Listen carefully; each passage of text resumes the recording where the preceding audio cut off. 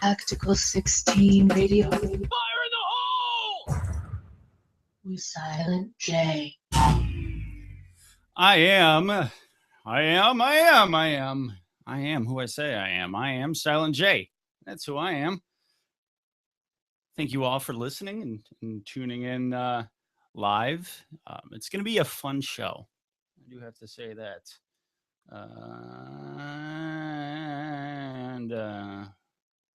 All right. How's that sound? I think that sounds better. Anyway, this is Tactical 16 Radio, and I am Silent J, the host of Tactical 16 Radio. Always have been and currently am right now. Anyway, we are going to have a very great guest tonight. Who is he, you may ask? His name is Robert Patrick Lewis. Robert P. Lewis, Rob Lewis, Rob Lou. R. Lou, R. Lewis, RP Lewis. However you want to cut it up or spit it out. I'm going to have Robert Patrick Lewis on. Robert Lewis, author of The Pact.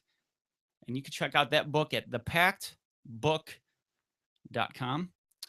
And you could also go on like iTunes and Barnes & Nobles or Amazon.com, and you can find that book. Or you could also go to tactical16.com, okay? If you go to www.tactical16, the namesake of this show, the best veteran-run solo show on Wednesday nights. Never duplicated. Sometimes some complaints. But anyway, such is life, right, my friends? Such is life. It's been a long week. It's been a trying week. It's been an annoying week. It's been a fun week. But the wait is over for the best part of the week. Tactical 16 Radio. That's me. All right. I am the radio. Okay. So anyway, if you go to tactical16.com, you know what tactical16.com is? Well, if you don't, if you've been living under a rock for the last 2.5 years, tactical16.com is a website, is a company, it's a brand that was created by a veteran by the name of one Eric Shaw. Okay. He had a vision to create a company that publishes books written by veteran authors for everybody to read and enjoy. Okay. And it brings to light the issues, the struggles, the triumphs, the history, and the joys of being a veteran and or being service related. Okay. With that being said, if you go to Tactical 16 right now, tactical16.com right now, don't actually, if you can multitask, listen to the show and do that right now. You can check out the latest book that we published. Okay. That is called The Pact by Robert Lewis. He's my co-host on Center Mass with Robin Silent J, which you can listen to on this fine network, the only network started by veterans. Do you hear? Do you see? Do you smell? Well, you might if you haven't taken a shower. Do you feel what's going on here? This is all veteran run, okay? So if you don't understand it, now you do. All this stuff is veteran related, okay? Very cool veterans. That's why I dressed up today. VetsOnMedia.com is a website, is a company that brings radio shows, internet radio shows, podcasts that you can find on podbean.com and iTunes. We bring to you a bunch of shows by veterans and individuals connected to the service. And it's for our entertainment and your entertainment. It's for everybody's entertainment. Okay. And what Rob does is host the show with me on this fine network on Sunday nights from 7:30 to like 9 Pacific, 10:30 to midnight Eastern Standard Time. And so we have fun. But tonight it's a little bit different. Tonight, Rob is not my co-host. Rob is my guest, and I'm going to talk to him all about the book and all that good stuff. And we'll see where the book is going. We'll see where the book came from, and we'll see what we'll do is just like some dirty oil in Alberta, Canada. We're going to tap into it. We're going to tap into Rob's mind. Okay, like mind control. We're going to tap into Rob's mind, and we're going to figure out, and we're going to find out, and we're going to understand where the book came from, why he wrote the book, and all the future plans and the future endeavors of the book. Okay. Can I just say one thing before I go on? Thank you. I'm gonna have to have a sip of water. You can listen to the show live on vetsonmedia.com right now. That streams live. You can listen to the show through iTunes in a podcast format, and you can also do that through podbean.com. And you could also watch the show on Google Hangout and on YouTube. You could search all that out, all those sites. You can search the show out by typing in Tactical 16 Radio. That would be the best bet. And it's a blue logo. It's a skull. It's a skull logo. Okay. But I wanted to get to something that is important to me, to the listeners of this fine show. All right.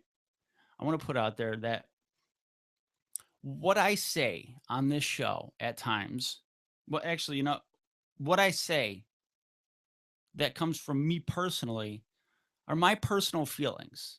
Okay. They're not always on par with everybody else's feelings. They're not always politically correct to some people. Okay. Some of the stuff I say may be humorous to some, but not funny to others. It's all up for interpretation. Okay. And most of what I say, other than the plugs, like when I plug the website for vetsonmedia.com, when I plug the website for tactical16.com, or when I plug the website for ironmikemagazine.com, ironmikemag.com, which I broadcast through one, I help with books of another, and I write articles for another site. They're all veteran sites, okay?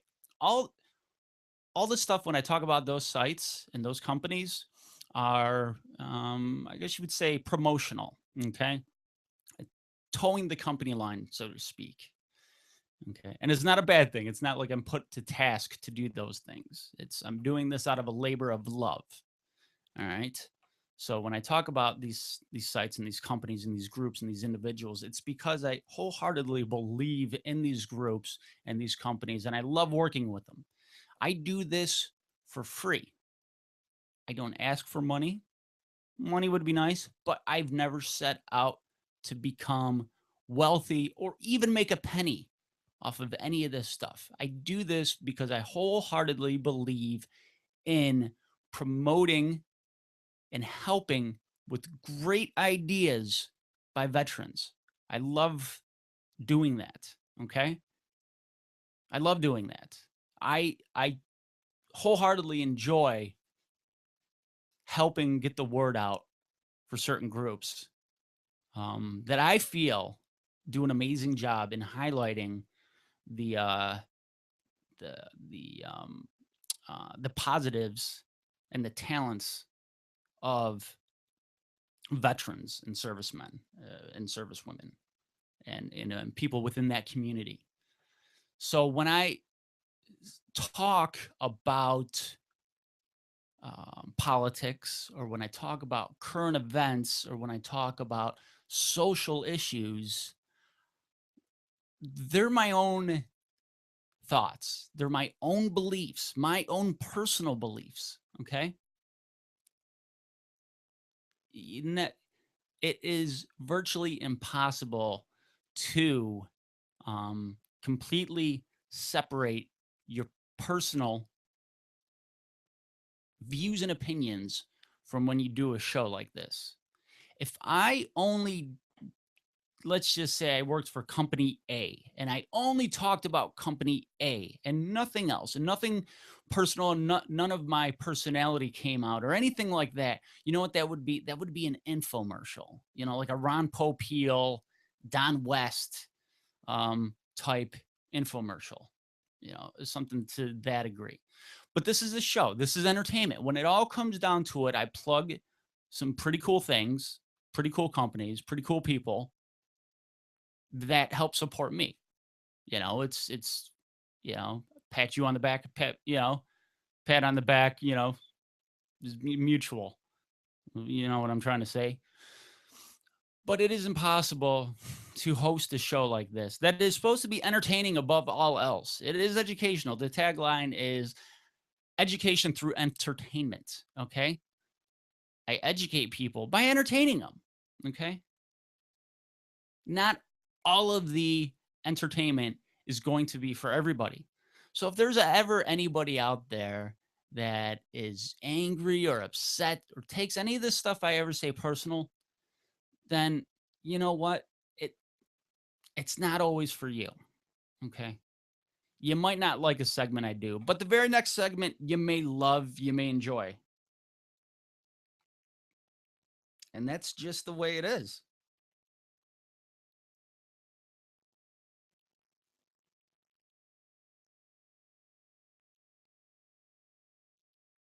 And to harp or to complain.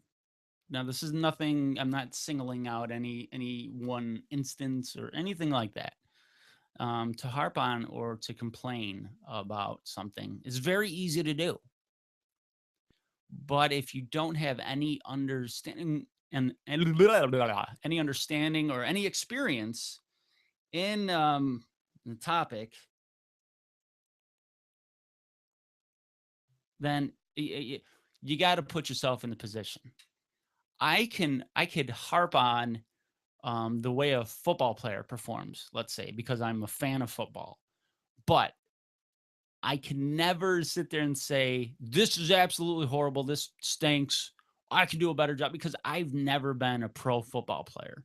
Or I could look at a painting and say, I don't like it. But I can't sit there and say, like, this needs to be changed. This needs to be changed. That needs to be changed because, I'm not a professional painter, a professional artist in that realm. It's just, it's very easy to be offended nowadays. It's very easy to be angry nowadays. It's very easy to criticize nowadays. But what is not easy is to put yourself in other people's shoes at times. Okay. Case being, I said last week that, well, I was harping on government employees. I was harping on politicians. I was harping on the VA system with very good intentions. Doesn't mean everybody in those realms are, subpar in my personal opinion. But what I will say is, I have a complaint about that, and I voiced the complaint.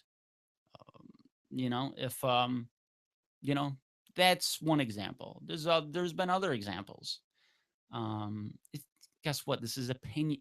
This is an opinion-based show. It's very easy to sit through a segment that you disagree with to see if you like the next segment. Because I guarantee you, not all parts of this show are for everybody, but the next section, the next segment of the show might be right up your alley. So that being said, whatever. You can't please everybody all the time. I've never tried, and I will not succeed in ever trying to do something like that, But anyway, Rob's going to be on in about 5 minutes. Rob is the author of The Pact, which you can go to thepactbook.com, The Pact, P-A-C-T, book, thepactbook.com, and you could order yourself a copy of that book. It's a pretty cool kick-ass book. It's like Red Dawn meets modern day, survival, fighting, a little bit of everything in there. Family, love, bonds, death, destruction, weapons. But hey, just like a book, not every book is for everybody. You might not be interested in reading a book like that. You might read the first 3 pages, first 5 pages, first chapter of Rob's book. You may dislike it wholeheartedly. Okay? Don't complain about it because it stinks. Right? Or you think it stinks, or whatever the case may be.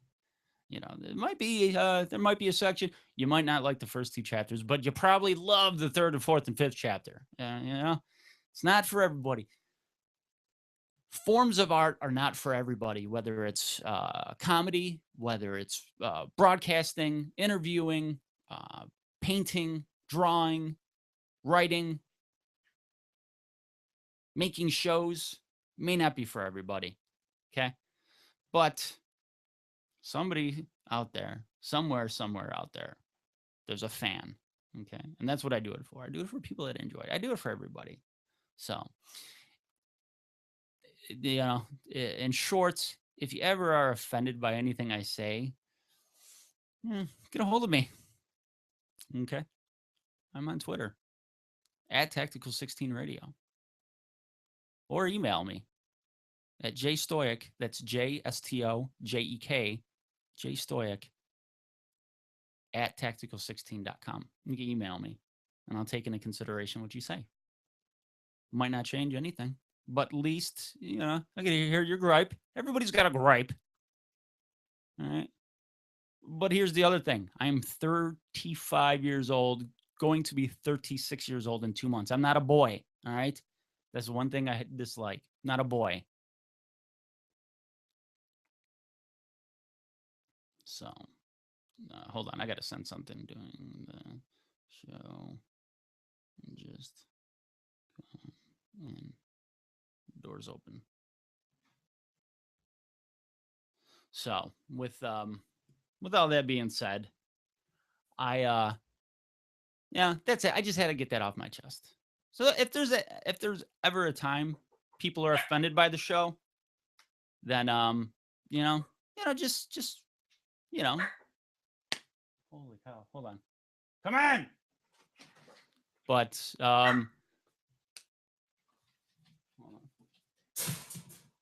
sorry. The person in the listening audience barks. So, but anyway, with that being said, if you ever have a complaint about the show, it's understandable. I got complaints about stuff too. I have a platform to air them. But anyway, let's all make nice, people. Mwah, love yous. And let's enjoy Rob being late. The funny thing is, here's a backstory about Rob. The backstory with Rob is I was doing a show quite a long time ago called The Junk Punch. And I received a guest request from a publisher. And it was about this guy, this Green Beret guy. And when I read it, I'm like, no, I didn't particularly like the verbiage of this guest request.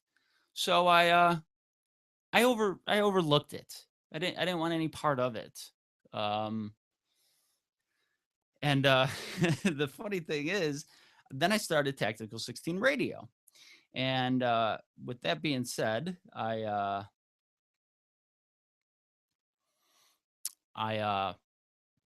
got another request to have this guy on. And I liked that request a little bit better. So I had him on. And Rob was the coolest dude I ever had on. Well, one of the coolest. Let's not get too crazy here, okay? But he was one of the coolest guests I ever had on. And from that very first show that we ever did together, I in turn was on his show. I don't know. I think I was one of the factors. Well, I wasn't the sole factor, but I think, if memory serves me correct, which I'll have to ask Rob, he liked the platform. I guess he was a fan of certain shows, and I definitely wasn't the first. So he started his own show, and he in turn had me on his show, which I thought was pretty damn cool. Then he was back on my show. Then I was on his show again. And we went back and forth probably like a half dozen times being on each other's show. We even went so far as to when he was overseas, I was a guest on his show, which turned into 2 episodes because it was just this monstrous, like, I don't know, it was like over 3 hours. And so it turned it into 2 shows for his show called Far From Centered. So Eric, the CEO, the founder, the presidente of Tactical 16, got this bright idea, which that's what he does. He gets bright ideas, and then he passes the ball to us, and he's kind of like, I don't know, coach or a quarterback. He's just like a guy that comes up with good ideas, and he gives it to talented people to mold. He's kind of like a thinker, and I'm a doer. Yeah, but I'm not restricting ourselves to just that. But anyway, I had this proposition that was given to me, and Rob was as well, about hosting our own show. And there was a few people on board, and we started hosting our own show over a year ago now. I mean, we're quite a few episodes in, and it's been fun. It's been a really fun experience. Co-hosting a show with Rob. It's been a pleasure, and we have built a friendship from that. We're not just like co-hosts anymore. We're like, I'm going on vacation in a couple months, and one of the things I'm going to do is lay naked on a beach with Rob. Now, I'm joking. So anybody out there, if you take offense to dual male nudity on a beach, it was just a joke. Don't let the floodgates of complaints open up. But no, we're gonna, we're getting together. I don't know what we're gonna do. Go eat some dinner. Go do some historical stuff. Whatever the case may be. Just go do what friends do. Yeah, and probably kiss, open mouth. So now you can complain. But no, I'm joking. But we're gonna hang out, and it's not the sole reason why I'm going on vacation, but it just so happens that he's gonna be in the same area where I'm gonna vacation, and it's been like 3.5 years that we've been, or 3 years, somewhere around there, that we've been dealing with each other, working with each other, helping each other, and a bond is really grown from this. It's like this weird, it's like online dating, but for grown businessmen. Um, so we're gonna hang out, and the funny thing is, every time we do a show together, Rob's always late, which he's now 9 minutes late, um, because his computer decided to update when he turned it on. The dreaded, stupid Windows updates. So now Rob's going to be on, and it's going to be fun just interviewing him again and not having a show where we co-host. It's not going to be like open topics. I'm going to ask questions, he's going to give answers, and we're going to go from there. That's why I dressed up, because I wanted to be professional for somebody that's professional. But being professional is being on time. So, but he can't hear me right now because he's not logged in. So I am professional. I was on time. I beg to differ when people say I'm not professional. And I'm also not a boy. I'm a man. So refer to me as such in letters. So, but the cool thing is about Rob being on is he is really good at being interviewed. And if you think it's like, oh, it's really easy to answer questions when somebody asks you, trust me, if you've ever watched the show, or if you've ever listened to a show where the interview just sucks because the person is nervous or apprehensive, or the show host isn't good, there's an art form within interviews. I wholeheartedly believe that to be 100% true. There really is an art form to it. It's not really just, I don't have any questions prepared, and he doesn't have any answers prepared. Usually with some shows, and people I've had on this show, and it's understandable because that's like the atypical way of doing things in the world of, I guess, talk shows. What do you call? Hold on. Can you add my? Oh, just trying to call into. Oh, hold on. There's the problem. There lied the problem. We're having a bit of an issue now. Rob might have to call in instead of being on. He just got a hold of me. There's seems to be a bit of a hang up. But there really is an art form to a very good interview. And Rob's very good at being interviewed. He said he loves it. You know, and some people really thrive off of it. Other people aren't that good at it. Watch a Robert De Niro interview. He's a great actor, but he's absolutely horrible at being interviewed. It's just, I don't know what it is. Oh, so speaking of a greasy Italian guy, I was just talking about Robert De Niro, and we got Robert Lewis on. And I dressed up for the occasion, Rob. And hold on, I can't hear you. There you go. All right, I was trying something fancy, and I guess it just didn't work. Technology is not my friend today or ever. Yeah, trust me, listeners aren't my friend today or ever. But I was just talking about how there's an art form of the interview, of being interviewed and interviewing somebody. And I was saying how you're really good at being interviewed, and I was saying how we've been friends for quite a while now, and have had a show we've co-hosted for over a year now. But I was really looking forward, and I was actually nervous before the show about interviewing you, and you had mentioned like you'd like being interviewed. It's a little bit different than hosting a show or co-hosting a show. You know what I mean? Yeah. Oh yeah. All right. My daughter was leaving, so I had to give her a smooch. So. Do I get one? Come on, man. Do you get one?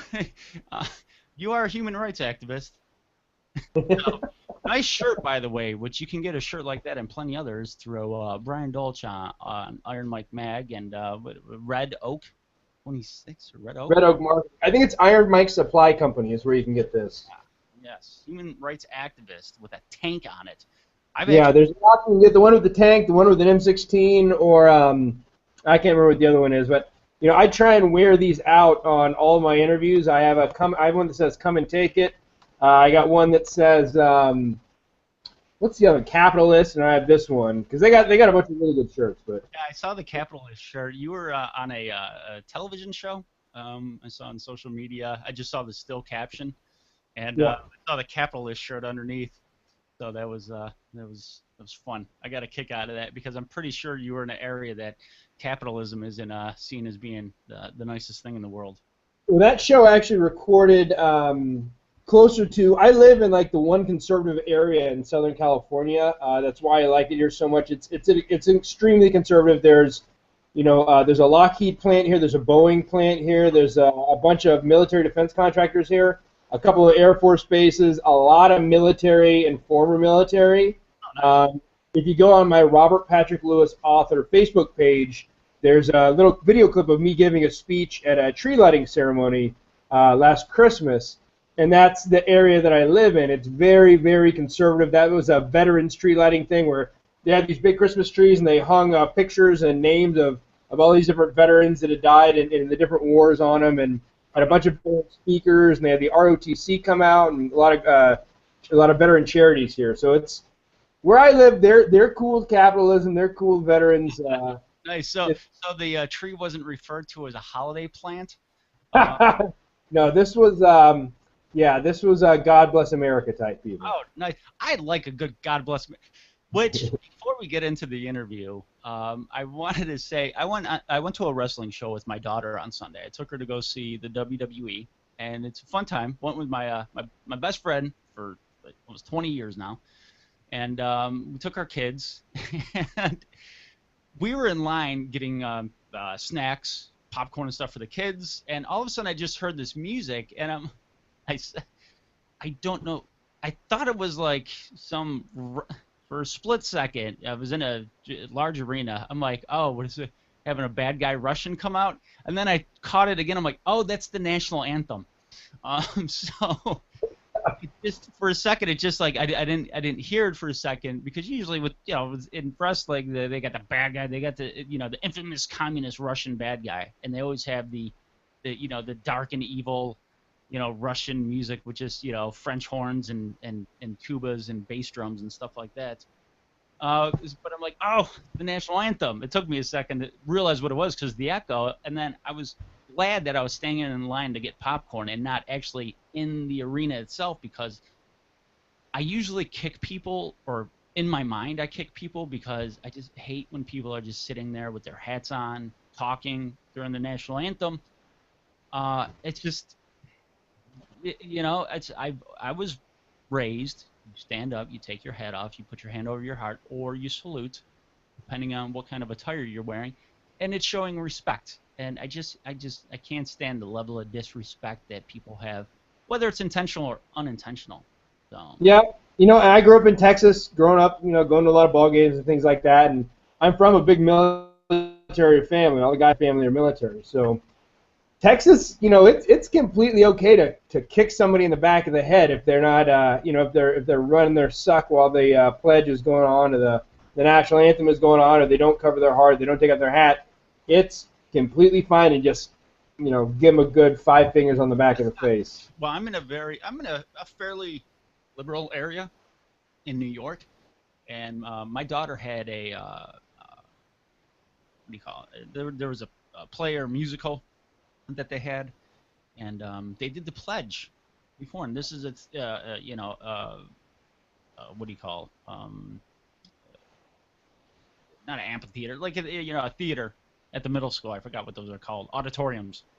And there's a ton of people there, and they did the pledge, and everybody turned towards the flag and put their hand on their heart. And I was like, inside, I was waiting. I'm like, are they going to do it? Are they going to say it? Are they going to? Oh yeah! Oh, they said God. So it was like, huh, okay, So it's. I was not too long ago where I actually saw a guy. I spoke to him after the event, and he was a retired Air Force colonel. It was a very small event. I'm not going to really go into too much what it was, but he gave a salute, and he gave the poorest excuse for a salute I've ever seen. One of these things, and I wanted to walk across the room and choke slam him, because it's almost better to not do it than it is to do a bad one. You know what I mean? I remember a drill sergeant when we were in infantry basic training talking. I mean, we would go on and on for hours about standing at attention and the way you're supposed to look like a force to be reckoned with. Like you're proud of yourself, you're carrying yourself, man, you're representing the United States Army, the United States of America, and a salute is a representation of that, And if you kind of, well, he was Air Force, so I guess I can't really give him too much, but, still, it really was one of these, and I just, come on, man, you do it right, go big or go home. Exactly. And speaking of going big and not going home,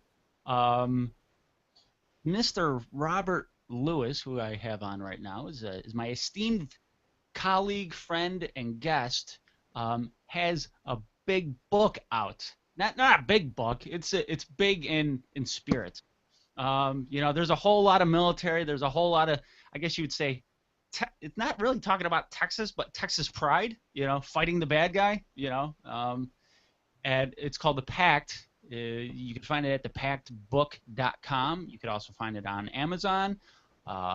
Possibly Barnes & Noble's, which the last time I looked, I didn't see it on Barnes & Noble's. I went to the store. I went to a Barnes & Noble store the other day and typed it in and didn't see it. So I typed in "Love Me When I'm Gone" and I just left it on the screen and I walked away. Yeah. So if somebody goes to walk up and search a book, they would see a Tactical 16 book and they would see one of our authors and they would see you, and hopefully maybe somewhere down the line they would click on it and see your new book. See, I'm a company man. Don't sit there, and say otherwise, folks. But inner aggression. But you got a really cool book out. I love the idea because I grew up.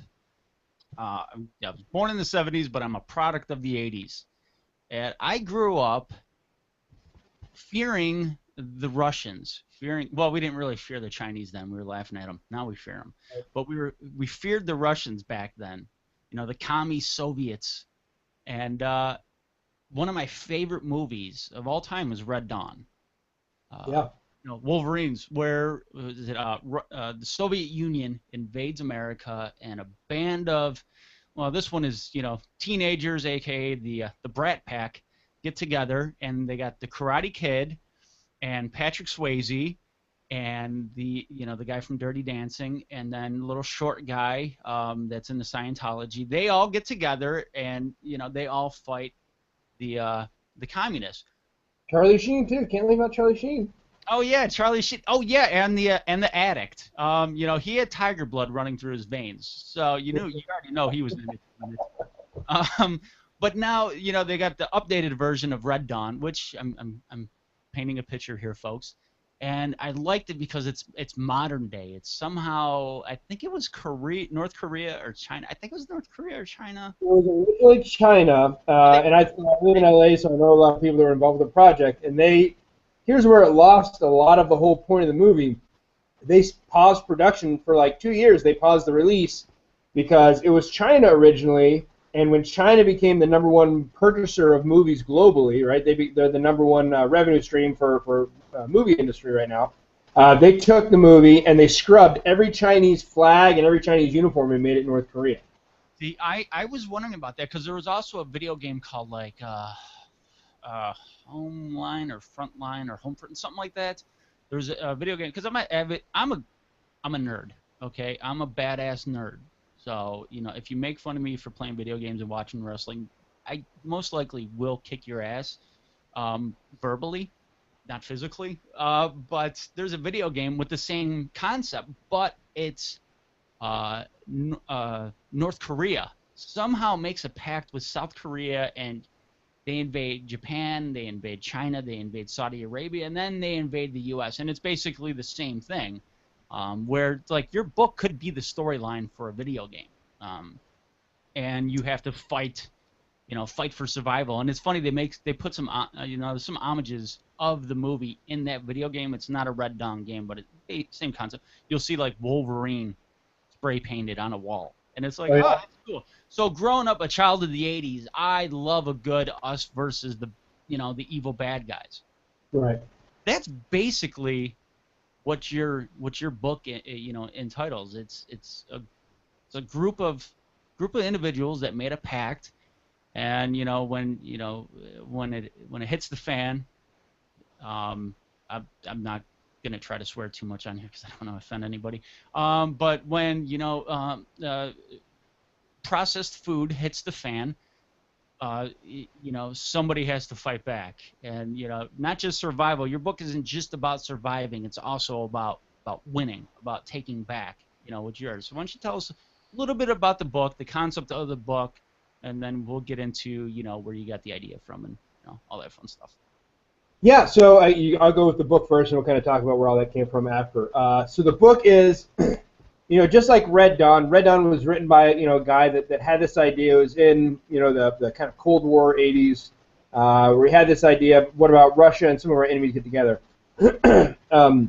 I kind of saw a lot of the same things. I was a Green Beret. I spent a good time. I was in 1st Lieutenant, so I was stationed in Germany for a while, and I was stationed in Colorado.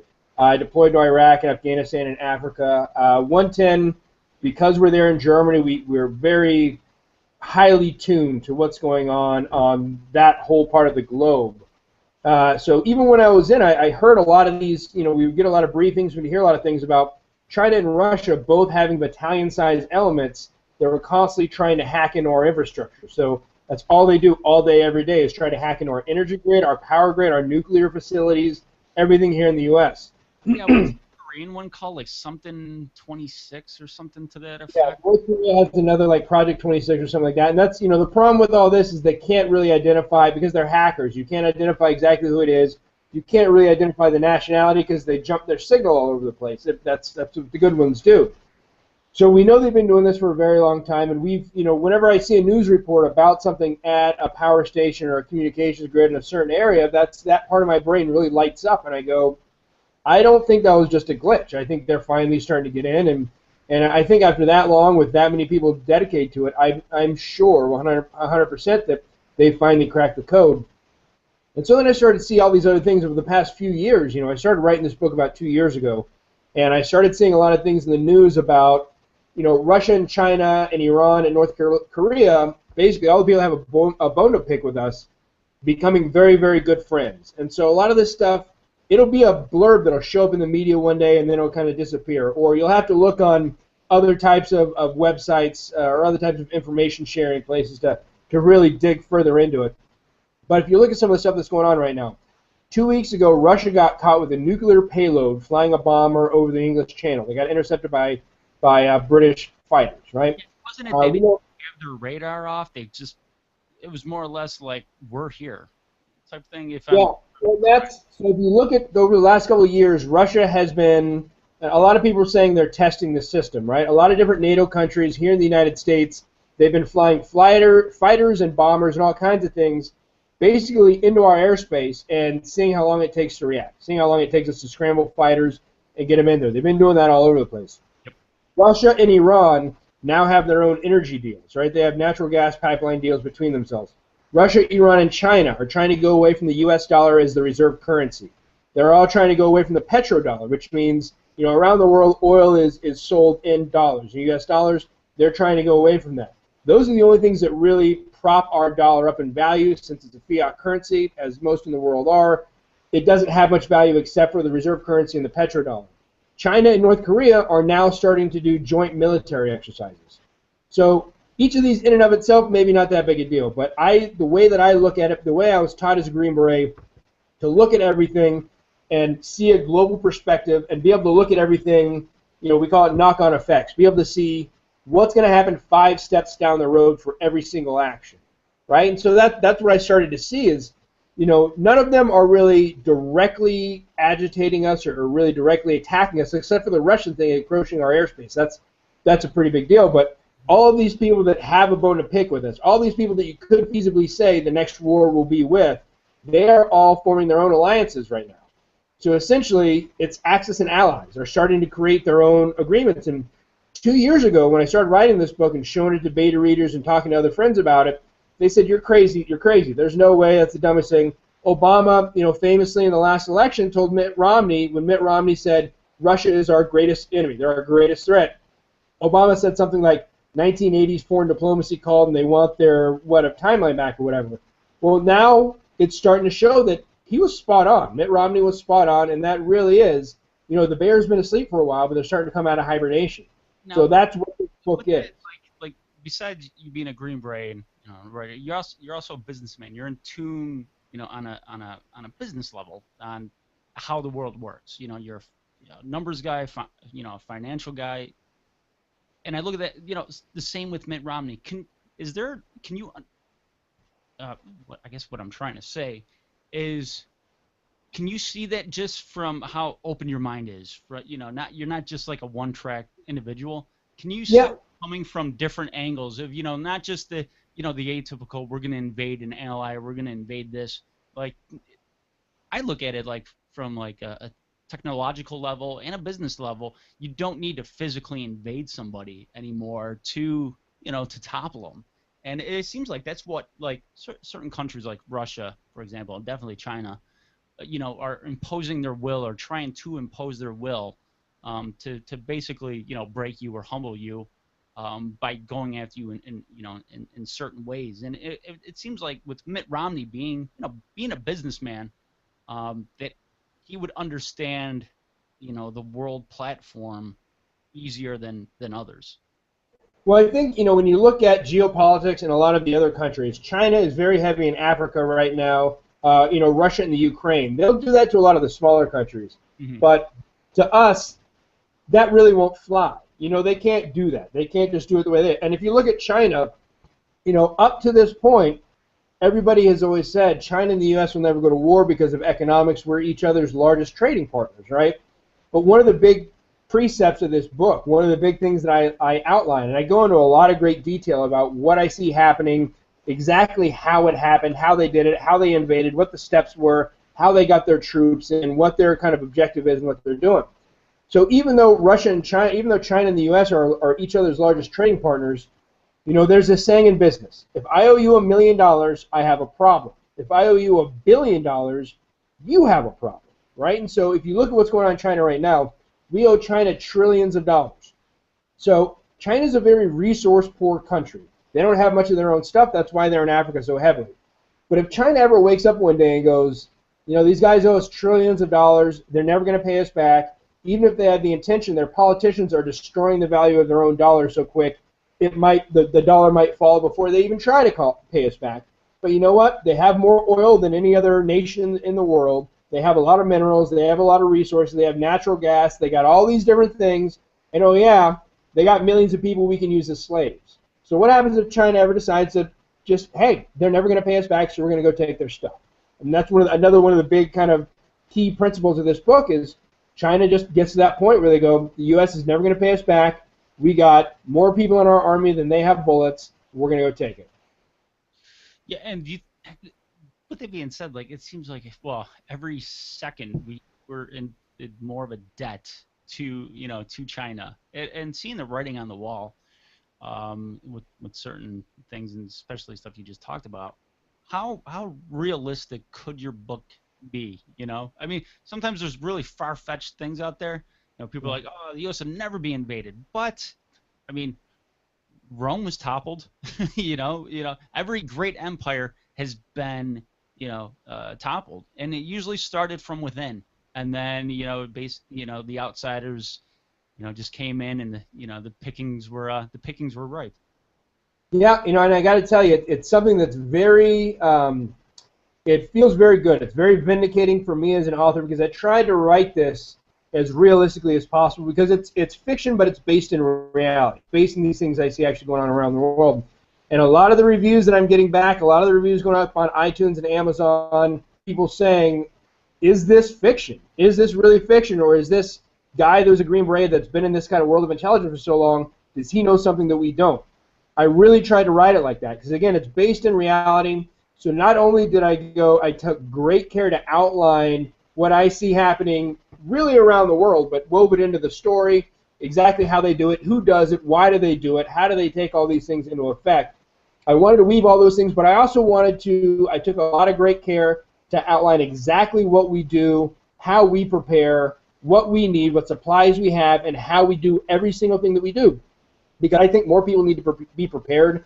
Unfortunately, there's too many people in our country that are they're asleep, man. They buy what the media says, hook, line, and sinker, and they don't understand the world is a scary place, and we have a lot of enemies out there right now. Guys like us that went overseas and we fought in Iraq, I fought in Afghanistan, North Africa, all over the world. We've seen a lot of stuff, and that's why we fight so hard, because we don't ever want that to come to our shores. But unfortunately, our borders are completely porous right now, and that's a big part of how I outline the terror cells getting in here that are part of the invasion. In a major large-scale invasion right now, World War II didn't really have the same sense of radar we had right now. So we flew all of our troops and sailed all of our troops over to England, trained there for a little while, and then they could go right into Europe. You can't just sail boatloads full of ships and fly, C-5s and C-130s over into the United States and launch a full-scale attack now because of radar and early warning, things like that. So that's why I went into great detail about how they did it. It's a thing that I've seen going on for a very long time. Even when I was in SF, we knew a lot of our enemy had terror cells within our borders, basically sitting here training, equipping themselves, waiting for the signal to just unleash hell on the United States. And that's how they started, because I know that there are terror cells. There are many of them from many different countries sitting within our borders right now just waiting for the sign. And I go into a lot of detail, exactly how it happens, but also how we prepared and how we're ready. And that's kind of that's the nonfiction part of this. It's called the Pact because it's based on an actual agreement the guys from ODA and I have, where if this ever happens, our jobs as Green Berets come first. Our job to meet up and defend in place and defend the United States, that comes above everything. Yeah, and then listen, I'm your +1 to that engagement. I've been getting that a lot lately, man. Well, that's why I brought that up. Like, we've talked about it before. Like, how many people have said, "Hey, you got room?" And if your book ever became, reality, which I'd prefer not, but if it did, I'd prefer it in our lifetime, because I'm not too sold on a bunch of hipsters running around throwing vinyl records at commies. Well, look at the steps that are going. I love that quote. If your government says you don't need to be armed, you really need to be armed, right? And so that's another part of this book is, towards the end of it, it's not just Red Dawn. If you took the intelligence and spy and military stuff from Tom Clancy, put it together with Red Dawn, but then I also put in conspiracy theories, stuff like that. I kind of tie all these different things together. That's another part of it, is that I basically say at one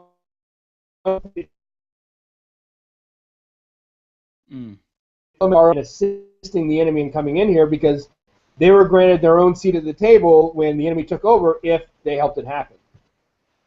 Yeah, and hold on, blah. Let me reset it, because I'm playing the scene out in my head. I don't want that to ever happen. I mean, have you really thought like how effed the world would be if the U.S. was invaded? I mean, it'd be a lot of, like, how many okay, you would have a pact. I understand the the concept of the book, and the concept of the agreement that you have with guys that you served with, but just how messed up would the rest of the world have to be for that to happen in the U.S.? Well, and that's the thing. Everybody is very ethnocentric in their own terms, right? China in their own world. If you actually speak Mandarin, the name for Chinese means the center of the world, essentially, right? China thinks they are the greatest country in the world. Talk to Chinese people; they are extremely ethnocentric. They're very patriotic. Talk to Russians; some of the most patriotic people you'll ever meet. And their government, their communist government, that can't even feed them, yet they still love Russia more than anything else. The United States, of course, meat-eating, flag-wearing, God-fearing Americans, right? We're not the only ones. We don't have a copyright on patriotism, right? All these other countries feel the same way. But every great empire has fallen at some point, and I'm not saying we're falling. There's a 3-book series.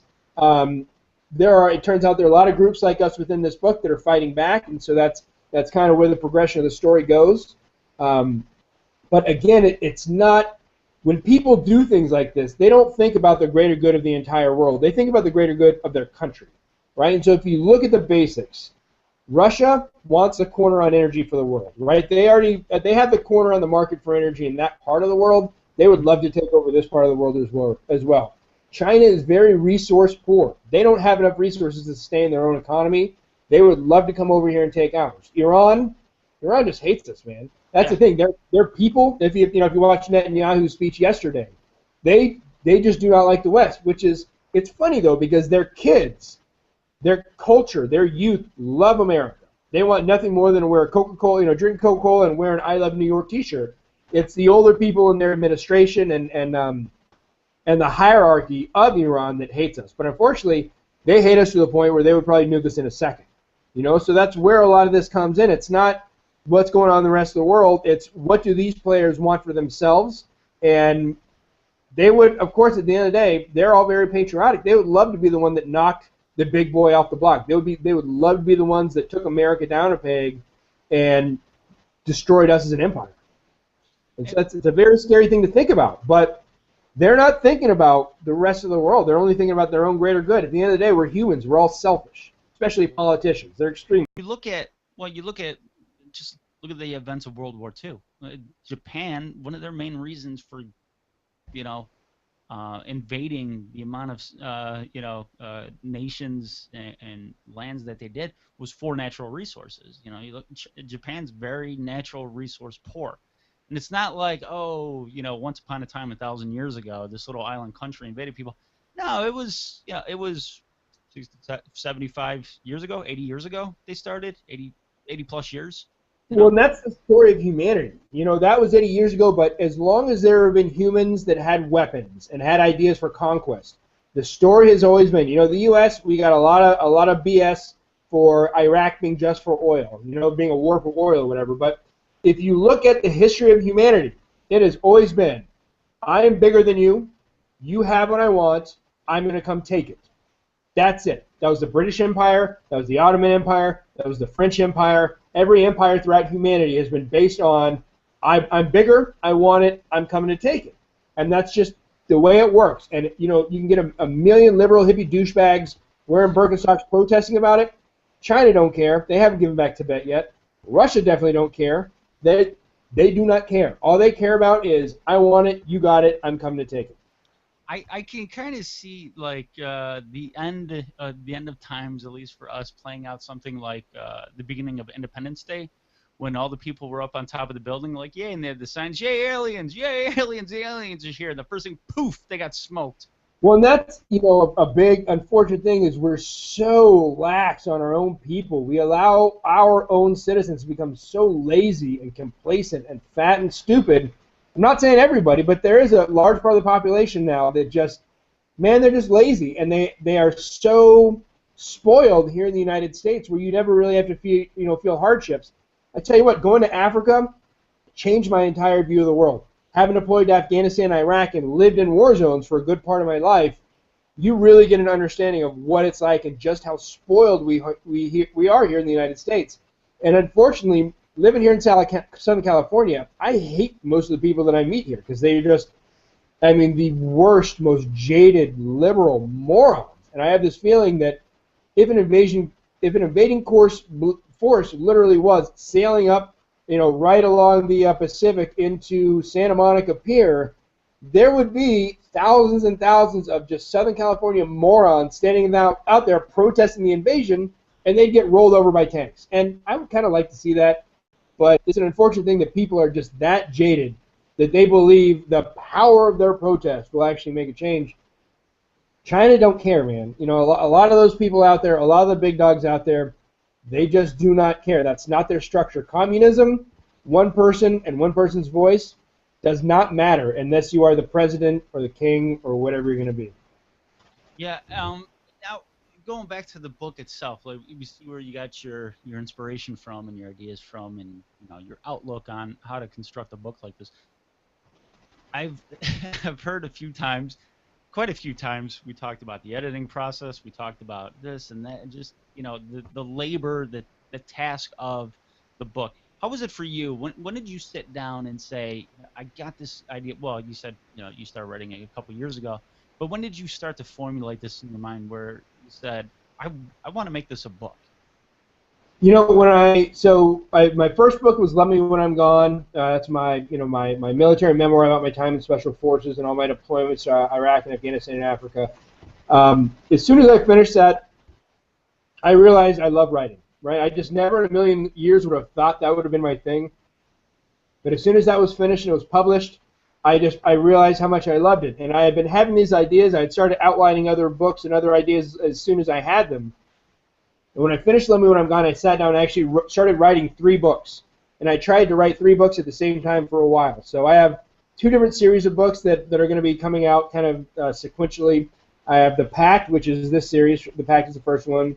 I have another one called the Patriot series that's going to be very kind of Tom Clancy spy novel-esque.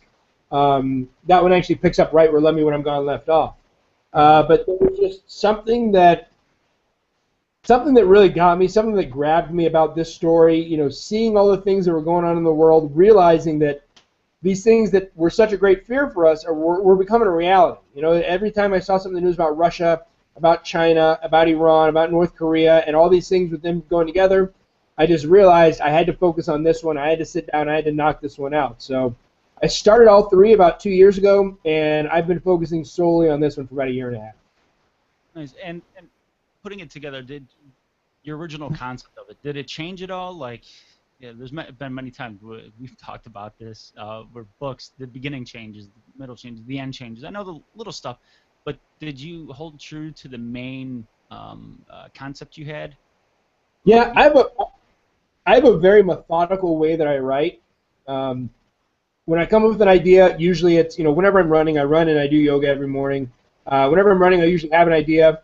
I race home, I write down that idea, and then I try and turn that idea into a page, into one page. I actually see the movie, right? So I know it's weird. I have, I think, 23 books outlined right now, ready to write. They're sitting in various Word documents, ready to write, ready for me to sit down and do. They're all completely outlined, story arcs and all that.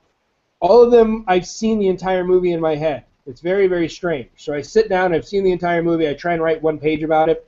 I take that one page, I break it up into a table of contents. So what are the sections of this?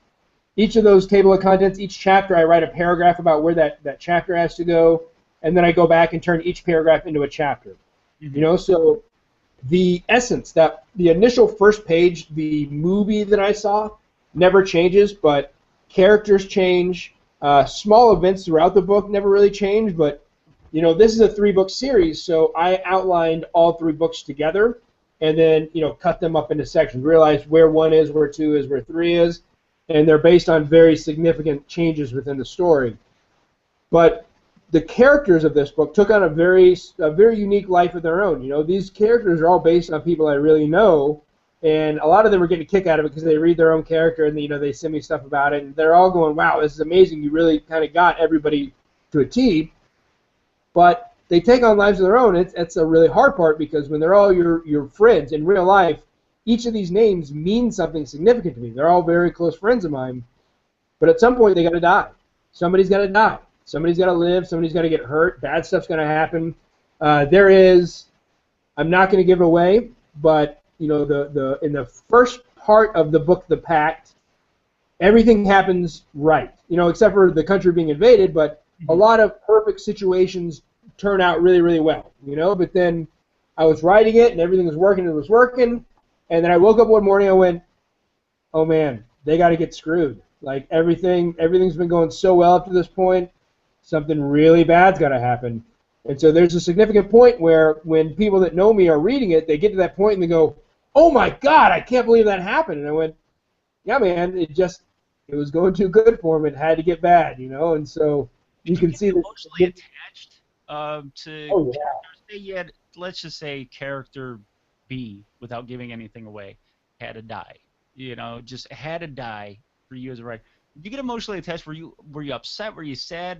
Did you try to reconsider? Like, it's my story, but maybe I'll have this guy live. Yeah, and that's when we were sitting down recording the audiobook, Mike Dawson from Adam Carolla, he narrated the audiobook for this one. I narrated Let Me When I'm Gone, but I just realized, his voice is a lot better. He put an entire musical score to this audiobook, so it's pretty awesome.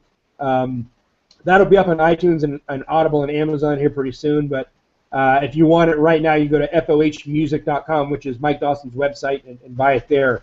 But when I heard him reading it, it's funny because there's a specific character, the first person to die. So one of the chapters is called First Loss. Mm-hmm. This first guy to die, my girlfriend Natalie was there with me, and she started asking me a bunch of questions about it when we took a break between chapters, and she was like, why was that the first guy to die? Because there are other elements. So there are a lot of things. You can approach this book like the TV show Lost.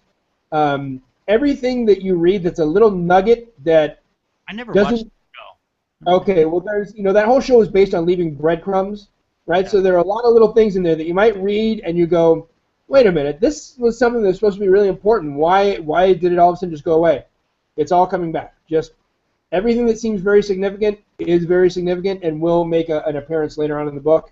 I'm just going to put it that way. So the first guy that died, when I created his character, he was supposed to be a very, very big deal throughout the entire series. I even went back after I killed him off and looked at my notes about this character. His notes are blah, blah, blah, blah, blah, physical description. He's going to stay throughout the book, and then I, described what he's going to do. But then I got to the point where it was time, and he had to die, man. He had to die. So I just had to go, and we're going to talk about him later on in the book and why he was so significant, because there are other characters in the book that make a really big deal out of him when they find out that he died. And I can't say too much more without giving it away. Just right. understand. Yeah. I don't want to give too much away, but it's. Yeah. I've talked to people before. I've got the opportunity to interview quite a few authors on here, and they've said sometimes their emotions really have to be left at the door when they're writing. Some people really get, so emotionally invested. As a reader, to I've read books where it's like, well, not too many, but I've read books to where it's like I really get pissed off. I really get upset. Like, why did that happen? Well, and that means the author's doing a good job, right? Yeah. That's the whole point of being an author, is not just to create a story that people can get behind, but a story that they can completely get into and characters that they can identify with. And that's one thing that I'm very proud of with this book. I've gotten a lot of that. I've gotten an awful lot of that. So I'm very happy because people are identifying not just with the story, but with the characters and with all the different things that we're doing. That, for me, that means I did a good job. Yeah. I tell you, one guy that's pretty good at it. I've never read the books. I just started watching the show. Is that what's that Game of Thrones? Yeah. And I know a couple people that have read the books, and they're like, the guy's just brutal when it comes to just killing people. Killing very important characters. In the books where you can see like the main character in season 1 dead. Yeah. Sorry, spoiler alert, a couple years old. But then there's another storyline where pretty much like half the main cast is just killed off one swipe. Yeah. That's got to be. I think that's got to be fun at times for authors, for writers to like. I know I got these people. I know right now, when they get to page whatever 164, they're either gonna hate me or they're going to love me, but nobody's just gonna breeze through that area. Yeah, but it's a very, revenge is best served cold kind of thing because, you do that, and so the whole name of the game is write first then edit, right? So for me, whenever I finish a chapter, I did this with Let Me When I'm Gone, I do it now, I distribute it to a very select, small, inner circle group of people that are my beta readers, and they're allowed to read it as I'm going and kind of give me notes, but even if they give me notes, I don't edit until I'm finished writing the book, right? So I do an entire pass before I go back to anything, and it usually takes them a little while, and it's hard because when I have the bug and I'm writing and really writing, I try to knock out, I knock out a significant amount in every pass. And, for this book, the last 3 or 4 months I was writing it, I locked myself in my place. Like, I had to leave myself little alerts to leave my place during the day to go out and get some sunshine because I just became so enveloped in this world and finishing the whole thing and just completing this project. I just got wrapped up in it. So Did you get so wrapped up, or you walked out? You're like twitching, or like making sure there's nobody following you. Well, yeah, and some of this and the other book, the Patriot, A Patriot is Born, which is the first book in the next series. Those are because it's very intelligence driven, and it can make you a little bit worried sometimes. And I've had people with the Pact say it was so realistic. I'm looking in my rearview mirror for troops falling out of the sky now. And so it's. I'm not hanging out with you on the beach now. It's just like, hey man, look at this nice cafe down there. No, there's commies in there. Oh, all right, sorry. You guys flipped his wig. But now you said you've alluded to, like in the past and not just now that it's in the series. Is the next book going to pick up where the Pact left off, or is it like a loosely based concept? No, so the Pact book 1, 2, and 3 follow a very linear arrangement. Okay. So I can't really give it away, but when you get to the end of book 1, you'll understand why that's the end of book 1, and you'll know where book 2 goes. I would safely bet it's because it's the last page in the book. Yeah, yeah. But the way the story goes, it outlines, it's a very definitive kind of ending and kind of lets you know what's going on next. Actually, the last line tells you exactly what's going to happen next, right? So that's where the next one picks up. It's very linear, right? The time sequence changes because the first book is the invasion, and so it takes place over about a month time frame. The second book is going to be a few years, and the third book is going to be a very small time frame again. Oh, okay. Now, with going with that, with having to keep with a strict, timeline, so to speak. Did you ever find yourself, writing yourself into a trap like, oh man, that can't make sense? Or when it was edited, was anything ever pointed out to you to like, oh man, see that's a plot hole or that's a dead end, Or were you very, very aware of making sure that there was no, unintentional like plot holes in it?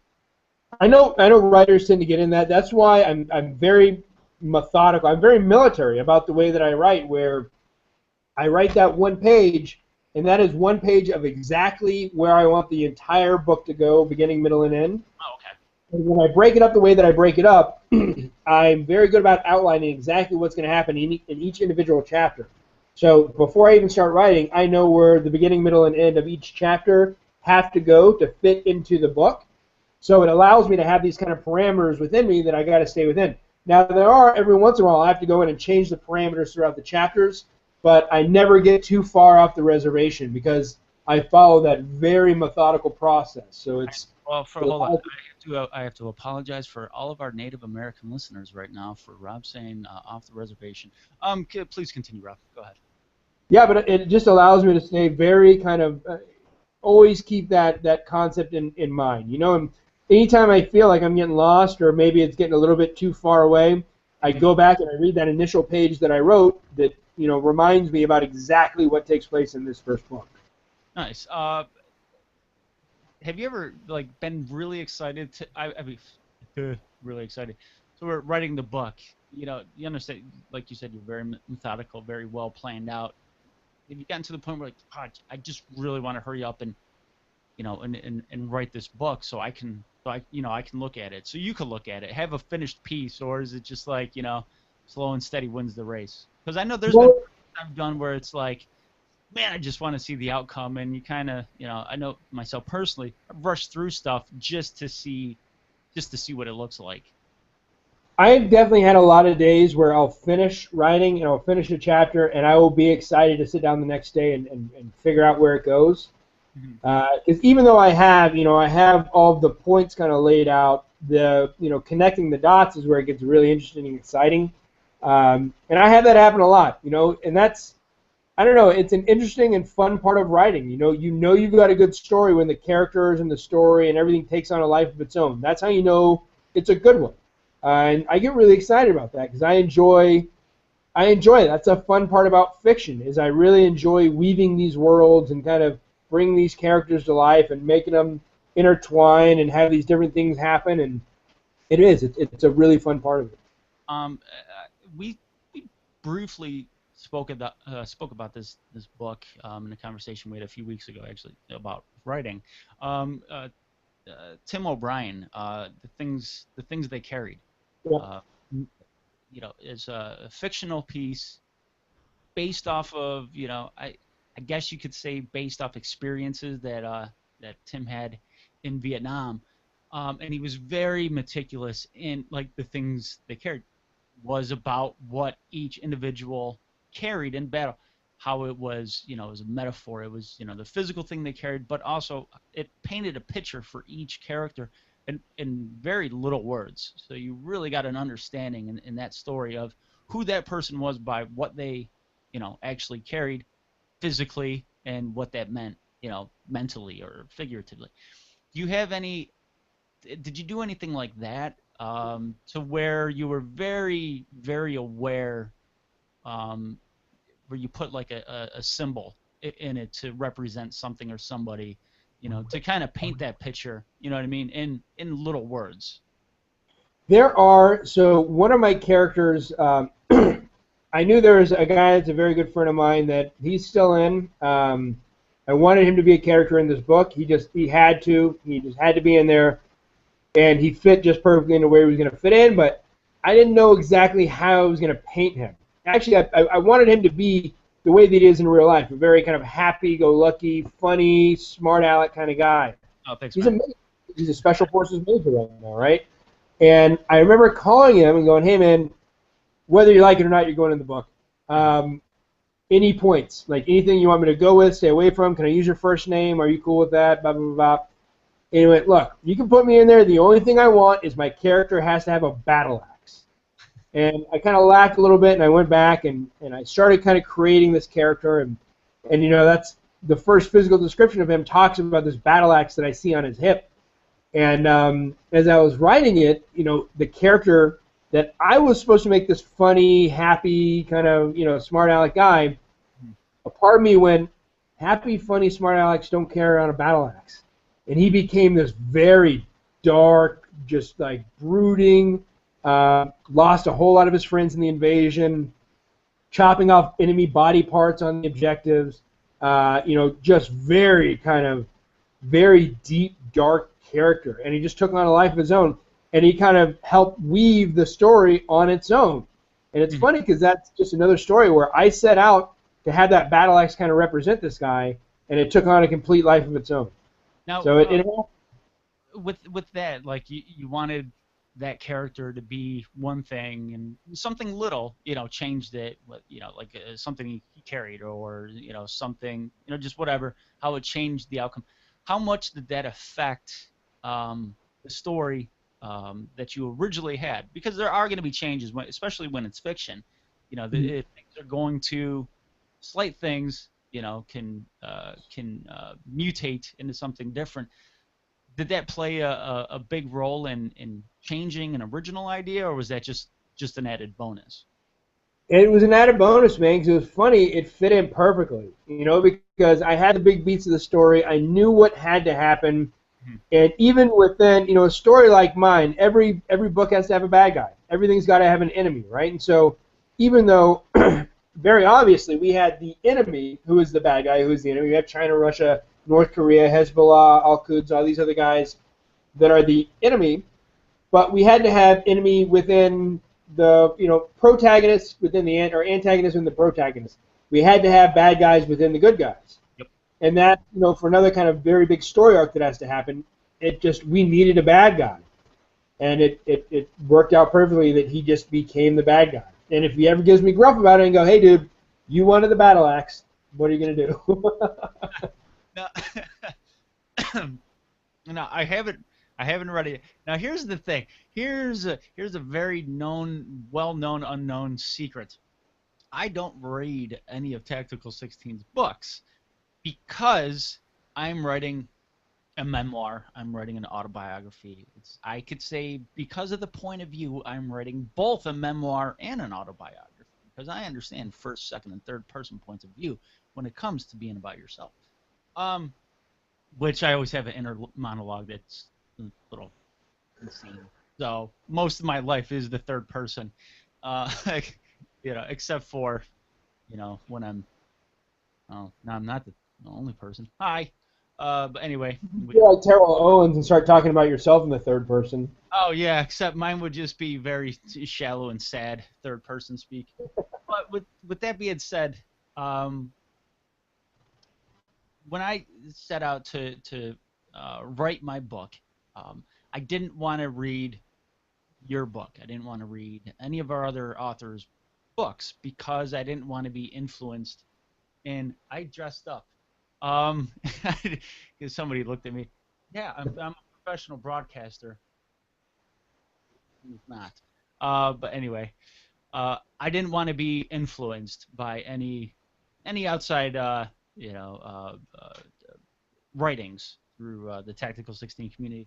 This book, on the other hand, because I've never saved the world from communism, I've saved it from terrorism, but not communism or anything like that. I can't wait to read this book, and this will be the very first Tactical 16 book that I read, like from front to back. I've read blurbs of other books so I can do interviews and stuff like that, or talk about it, but this will be the first. It will have to wait because I am in a composition of literature, so I have to read short stories every week and poems and stuff like that. Your book is going to have to wait. What I will do is read the Pact on the airplane on the way to meeting the author, because that is going to be the day that I finish this semester. The next day I fly out to California.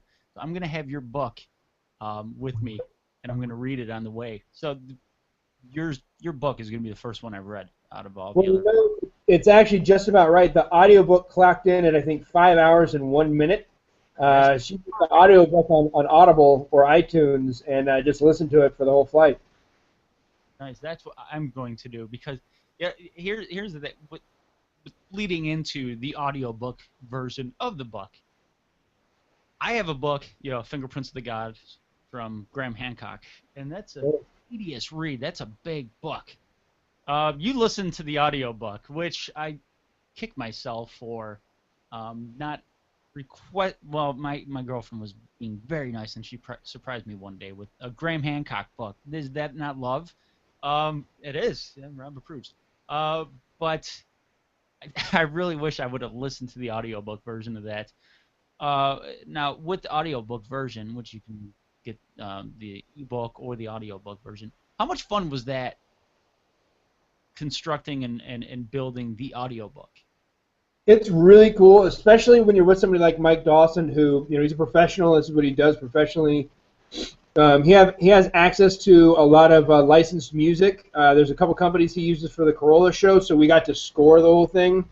But the process, I had the initial idea for the book, saw the stuff going on, decided to just go full force into this. So I spent 2 years writing it, and you write it, that's the fun part. You finish writing it, you go through a couple more rounds, and then you have it ready for editing. Editing is fingernails on a chalkboard, man. It's just the same thing over and over. I mean, I've probably read the book 600 or 700 times just because editing. You got just doing passes over and over and over, reading the same thing over and over and over. When I finished editing and my editor said, okay, good to go, Ominous Dominus, you're good, I put it away for a month, didn't look at it, didn't do anything, got on Mike Dawson's schedule, was able to go to his studio in Los Angeles and sit down, and I hadn't seen it in a month. I had become so crazy bored with it because I had read the same thing over and over and over, day in, day out, editing. Mm-hmm. Hadn't touched it in a month, and then I got to sit down and listen to Mike Dawson read it, and it's just awesome because How was that? It's really cool, man, because it reminded me of exactly why I was so into the book. And so for the first time, not only was somebody sending me an email or text message saying, yeah, wow, this is great, but after every line, I typically, Love Me When I'm Gone and The Pact both have a lot of really powerful one-liners. I'm really big on that. And there were a lot of them where after he'd read it, he'd stop the mic and he'd go, high five, man, that's freaking awesome. And it's a lot of vindication for somebody like Mike Dawson, to take that, all these different things and go, good job, man, this is amazing. And there were a lot of points throughout where he would stop and go, dude, this is really well written. Like, you did it. Because there are a lot of people who question when you're somebody who wrote, when you're a nonfiction writer, you write something like a military memoir, and then you tell them you're writing fiction. A lot of guys go, yeah, okay, whatever, we'll see. And so every one of my reviewers, I've been getting a lot of that, wow, like, you did it. You're better at fiction than you were at nonfiction. The nonfiction was awesome. So it's vindication. It makes me feel extremely proud of it and very happy to see people getting those kind of reactions. And right there, when it's every line that he reads that he really likes, he stops to give me a high five. It really put a big smile on my face, man, because I know it's something that I can be proud of. You said he created soundtrack for it, music for it, or scored the entire thing. How did that sound? Like, obviously, like there's a company called voice for it, but then like the music, the sounds behind it. Did that exceed your expectations? And and who did that work? So he told me when we started sitting down and doing that his goal was for this audiobook to win a Grammy next year. He put a lot of work into it. There's a company called Extreme Audio where that's all they do is they do soundtracks for movies and TV shows and radio shows and podcasts. And so any type of thing you have out there, you go and search for soundtracks made for that, right? Because they're making music just for entertainment. So like we put in Covert Ops, Heavy Metal War, Ghost Recon, stuff like that. And it brings you all these albums they made specifically for that. So like Covert Ops has a lot of really kind of techno science, quiet but escalating stuff. And then Heavy Metal War, has a lot of combat scenes and things like that. And it just fit in perfectly. So we took, I think, a dozen different albums, and we picked and choose depending on the how the story was going, put different elements in different parts of it so that it would flow perfectly with this kind of whatever mood you were in before, after reading whatever you just read. So it has like a title song that kind of gets you into the mood, and then there's the first chapter. It helps you transition and kind of go from where you are to where the next chapter is going. So it ties in perfectly. I was blown away listening to this at just how perfectly it fits, man. That's pretty cool. Now, how would you feel if say Dawson won a Grammy for this? I'd be pretty happy. Nice. Now, do you have any? Because there's so many books out there. There's so many authors out there. I think you're a talented one. But what would you? How would you feel if this book exceeds expectations? And what are your expectations when you put out a book like this? Like, I know everybody before they write a book, everybody thinks I got $1 million idea, and then you Right. realize, oof, I might have a $1,000 idea. Yeah. So it's it's a very realistic. It's a very real world when it comes to putting out books. Like it's like painting. The wealthiest painters are dead. It's kind of it's kind of the same way. I wonder how wealthy Bob Ross is now. But it's like some of the most well-off authors are dead. It's just their work becomes a life of its own after their own life ends. So what are your expectations with the book? Everyone has these grandeurs of New York Times bestsellers list and things of that nature, being #1 in that category on iTunes. What are your thoughts? And it is tough, and so any aspiring writers out there, it's a very hard thing to do. I teach a writing therapy course for combat veterans of PTSD at the West Los Angeles VA every Thursday, and we have a lot of aspiring writers in there. We have a lot of people that are really just trying to get over the things they're dealing with. A lot of Vietnam vets, World War II vets. We got Desert Shield. We got Somalia guys that were in Black Hawk Down that were in Somalia. A lot of different people, they all have their own different ideas, and I try to tell them, if you really want to go in the world of publishing, like, understand, writing the book's the easy part, selling the book's the hard part. Like, getting people to choose your book out of the millions of other books that are out there in the world, it really is a tough sell. I am very lucky. Let Me When I'm Gone had a very strong, good following. People loved it. A lot of people, kind of picked right up from there and got on this. Promoting that book, I met a lot of the right people, and so people are already taking the Pact and pushing it around here in LA with the possibility of developing it into a TV series because it's so well layered and the characters are so well laid out. It just fits perfectly for a TV series. So there's a couple people actively shopping it around for that for development deals as we speak. I mean, right now. So there are a lot of things to go with it. I'm actively shopping myself around right now in the Hollywood area to be a writer for that show. But some people, I think I'm jumping the gun a little bit because some people are like, I haven't seen that proposal yet. What are you talking about, sir?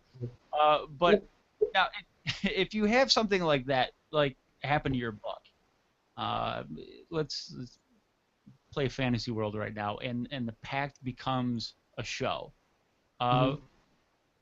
Sometimes books are really, I wouldn't say ruined, but the original, essence of the book is lost in, production, Right.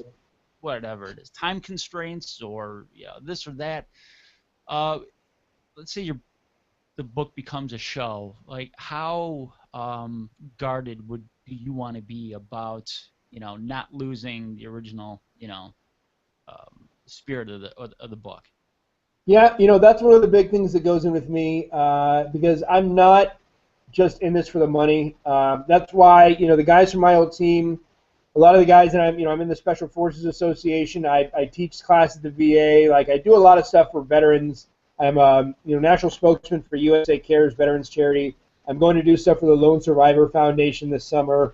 The guys that know me know everything that I do is in some way to help the veteran community overall, right? There's a lot of things that I do. My buddy Clint, who I went through the 18 Delta course, he was a Green Beret in 10th group with me. He now has his own reality show on the BBC, and he has this funny saying. He says, "A rising tide lifts all ships." And I think the people that know me best understand, like, that's my ultimate goal at the end of the day. Anything that I can do to make a successful project that can help other veterans, right? So that's one of the big things that I have, and I've told my friends that are producing and that are trying to shop these around and all these other things is everything that I do has to be veteran oriented, right? So Adam Bird from Vets on Media, from you can listen to Vets on Media from that radio network. He and I are developing a business model, a business idea that I have for a separate business that I came up with.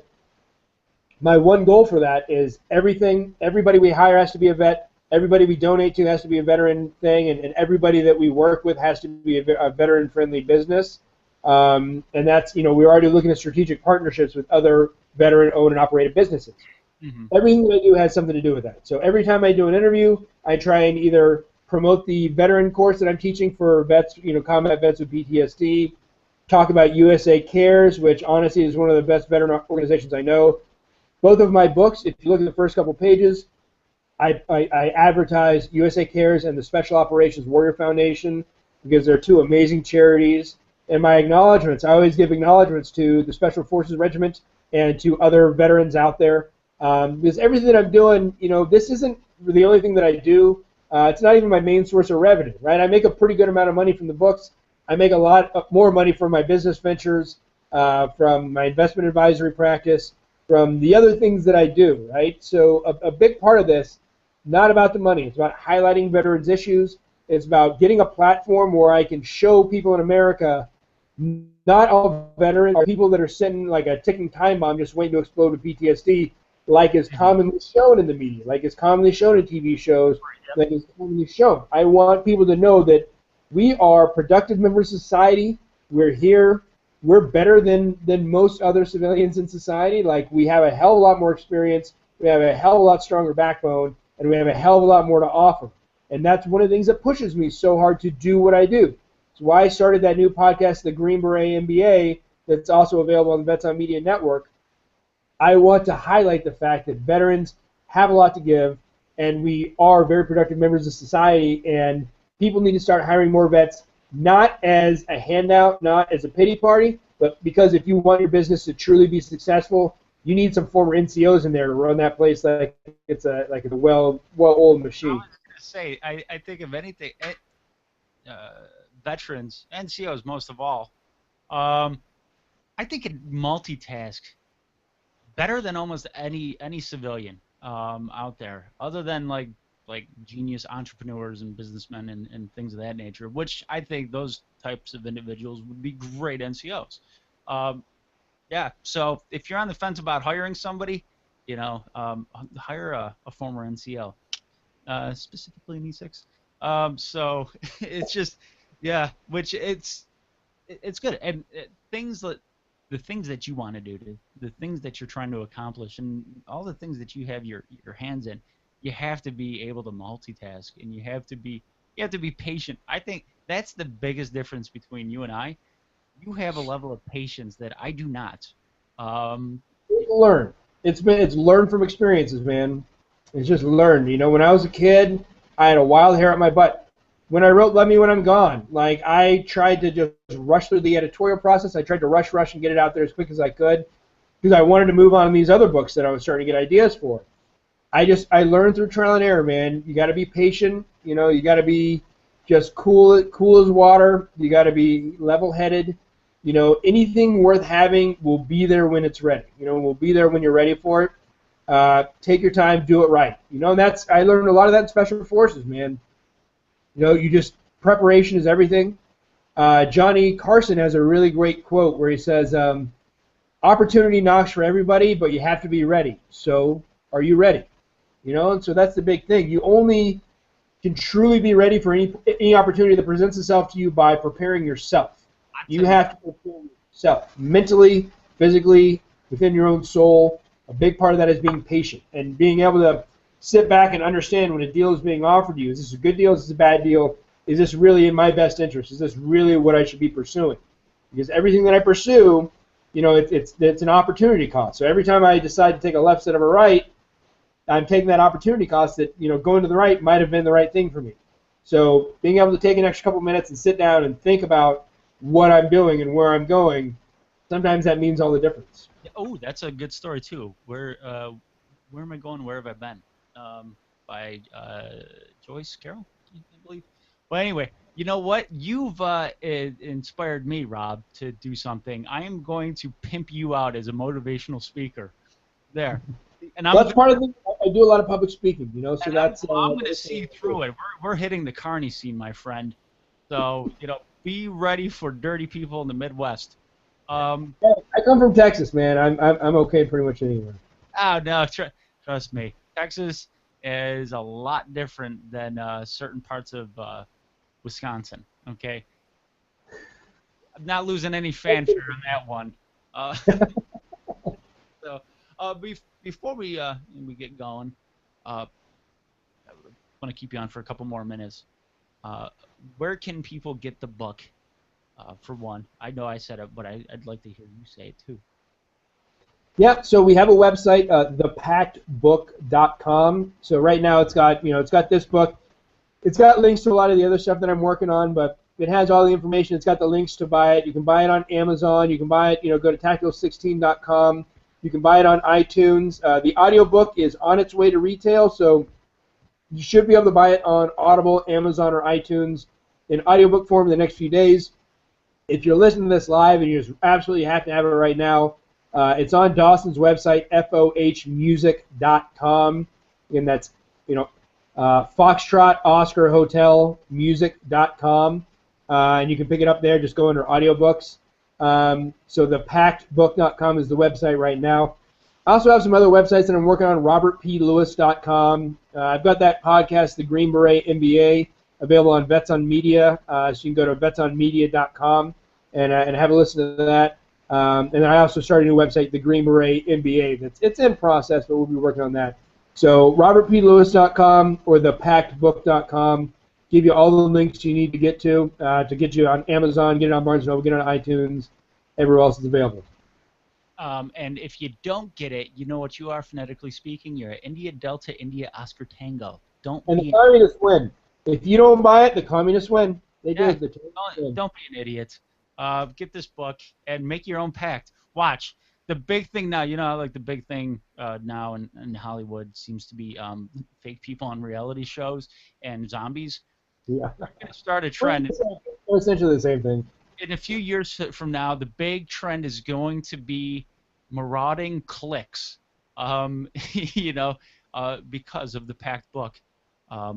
Yeah, well, that's, we're starting out, so Tactical 16, we've had this plan for a while. We're going to be starting a couple of things to coincide with this book. So stay in tune. Go check out the website from time to time because we're going to be, I don't really want to put out what we're doing until we have everything solidified and in place, but you're going to have a chance to interact in the book. I'll just put it that way. You'll have a chance to kind of take part in the story at one point, and I don't know, I can't really say too much else without giving it away. So check out thepactbook.com because as that stuff starts becoming available. I'm going to interact by buying a battle axe, and I'm going to run through Chinatown. That's what I'm going to do.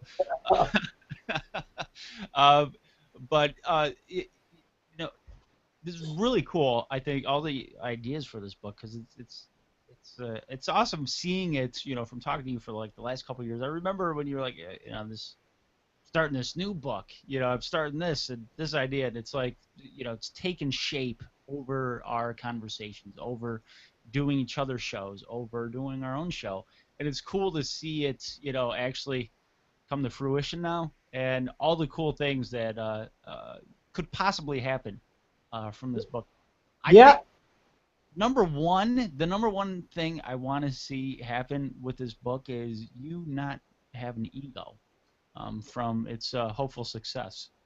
Yeah, well, that's, one of my dad, I love my dad to death. My dad's my hero because he went through, every time I went through a hard time when I was a kid, watching my mom die, he was there too, and he always had the stiff upper lip. He taught me a lot of life lessons. One of the big ones he always taught me was never get too big for your britches. Mm-hmm. Always don't do things with yourself in mind, do things with other people in mind, right? And so I approach everything in life with that. None of this stuff's about me. We can edit that out, right? None of this stuff's about me. It's about leaving a legacy for my kids. It's about leaving knowledge to the general American public that doesn't have military experience and doesn't understand just how important this is, that doesn't understand the worst time for plan for an emergency is when it's already happened, right? That's one of the it's one of the soft truths, right? You can never plan after an emergency's already happened. There are a lot of things that I'm trying to get through with these books and do a lot. Help the veteran community, help other veterans. I donate to different veteran charities with the success of different books. As soon as books become profitable, I start donating to Special Operation Warrior Foundation USA Cares, things like that. I donate for Special Operations Warrior Foundation. I donate in the name of Pat Kuchbach, who one of our buddies that we lost while I was on my Afghanistan deployment. That I actually, I wrote a book. I wrote a chapter after him. I got very close with his family and his ex-wife or his wife, widow, after that. And got their blessing. And every once in a while, whenever we get a check, I send a portion of it to Special Operations Warrior Foundation. There's a lot of parts of this is to do as much good as I can do out there in the world. Do whatever I can. And so ego doesn't have any place for that. I know that I'm a D-bag at the end of the day, so I don't really. None of this is about me or what it's going to do for me. It's about what it can do for all of us in general. The veteran community, whatever I can do for these different charities, whatever I can do to make an impact, make the world a better place for my kids when it's time for me to leave. Right, and my dad taught me a valuable lesson too with britches. He says, wear bigger britches so you can steal stuff more at the store. No. We can't I missed that. But the point is, yeah, it's like I've seen you do so many different things, and I'm not trying to toot your own horn or anything like that, but pretty cool because I've seen people have very minimal success or a taste of success and become, basically an ass. And you haven't. I haven't seen that out of you. I live in LA, man. I'm surrounded by that all day. People that just have like the tiny, my ex-wife her claim to fame was being on the third installment of a movie for it, like being in the part 3, and it totally went to her head. It's just another one of those life experiences that nobody understands. Like, don't ever let that go to your head, man, because just like in the Army, we used to say, there's always somebody out there that's stronger, faster, and better than you. Same thing. Like, no matter how cool you think you are, there's always somebody out there better than you. So don't be a jerk. Focus on your next thing. Focus on your next project. Focus on your next success. Focus on doing whatever you can. Don't ever stop to think, pat yourself on the back, because as soon as I stop to start doing this, somebody else is going to start beating me or doing whatever they're going to do and take my place. So I don't have time to focus on that. Yeah, it's funny. It's funny with what you just said. That's like the equivalent of saying, "I was an Annie." Yeah, you were. Yeah, the black one. Oh, oh. Yeah, it's it is what it is, man. But like certain people out here in LA, so many people they're just fake. They're just fake, and they have these minuscule accomplishments, and they think it's the coolest thing in the world. And ain't nobody got time for that, man. I come from Texas. Like, don't ever get too full of your own stuff. Yeah, exactly. And if you do, I'll secede from you. Happy Independence, Texas Independence Day the other day. Yes, sir. Yeah, it's really good. You guys never wanted to be a part of your original country, and you still don't. So yeah, it's your essence is still there, Texas. But Texas plays a big part. Texas plays a big part in the book. There's some really cool stuff. I just couldn't. I couldn't leave it out there, man. Texas is where my roots are. So listen, I bash Texas because I'm from New York. I'm a Buffalo sports fan, and Dallas is really not a number on us. But I tell you what, Texas is one of my favorite places to visit to visit. I had fun when I was in Dallas. I had fun. San Antonio. Where else have I been out there? Houston. I love San Antonio. San Antonio is a beautiful spot. Dallas is cool. Dallas is like, wow, if New York City listened to country music, that's what Dallas is. Austin. Yeah, and that's people tend to lump all of Texas together into this one pile, but Austin, Houston, and Dallas, they're all extremely different cultures, and San Antonio, they're all extremely different cultures, man. Austin, you would love Austin. I'm going to take you there. It's where I went to college. I lived there for 4 or 5 years. I love Austin, man. I'm going to have to take you there at some point. Yeah, that's the one spot I haven't been to. I haven't been to Austin. I've heard, and that's like I have a few desired spots that I would like to move to if your book doesn't come true. And one is it does come true, man. We end up in Austin at the end of the first book, so it might be where you want to be. There's what was that movie you saw? It had Austin in it. Is it Fred? What was that movie called? Frank? There's this really weird movie. You might like it because you're kind of into the different things. And it's called Frank, and it's about a independent band from England, and they travel to Austin. It's pretty cool, and it's the fact that like not every place is the same. And you take Texas for example, different all around. Austin is you can easily transplant Austin into at times into certain parts of like California or New England and New York, and it would fit perfect. But Well, that it's still Texas. It's still pretty cool. Austin is, so you got three major colleges right there in Austin. You've got, it's the new Silicon Valley. You got Dell. You got a bunch of HP. You got a bunch of, software stuff. Live music capital of the world. So you got people, Houston, Dallas, and Austin. They all have their own metropolitan kind of culture. They all come into Austin because the kids go there to go to college. You grow up in Houston like I did, and you go to college there or whatever. People from all around the world. You got a lot of foreign exchange students, so a lot of Asians, which is where I got my predilection for Asian women, because there's so many Asian foreign exchange students and Indian engineering students and things like that. And it's just this huge mishmash of all these different cultures all coming together in the same place. And they got Texas food, man. You just can't beat it. Texas women, Texas food, Texas everything. That place is awesome. Texas is awesome. And if you've never been there, and the thing that kind of set me back just for a moment when I first went to Texas, the first time I had Texas barbecue was the fact it was like, where's the plate? What? Whole other world, man. Whole other world. Piece of like paper, the brown paper, whatever you want to call it. It was like, why are you putting my food on paper? Parchment paper. Parchment paper, yeah, like the brown wax paper. White Wonder Bread, just raw pickles, raw onions. Oh yeah, I'm all about the pickle and the onion and stuff like that. Just it's a staple of mine. Hot dogs is a New York food. But yeah, Texas is awesome, and Texas is awesome because it's got a pretty cool author from Texas who's now making cool books like The Pact. Couple of them, that's I was talking to Dr. Drew about this the other day. It's no big surprise. Like a lot of special operations guys come from Texas.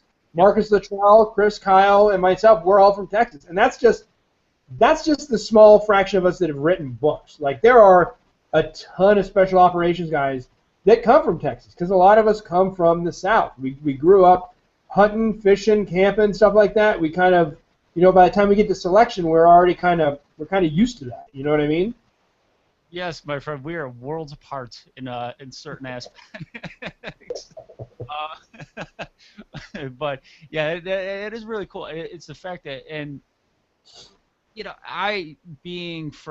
funny being from New York, I consider a certain group of people to be D-bags, which besides Boston, I've always thought like growing up like, oh, Texas gotta be a bunch of bags out there. And then you get there, and it's like, this is not a bad spot. This is a pretty cool-ass spot.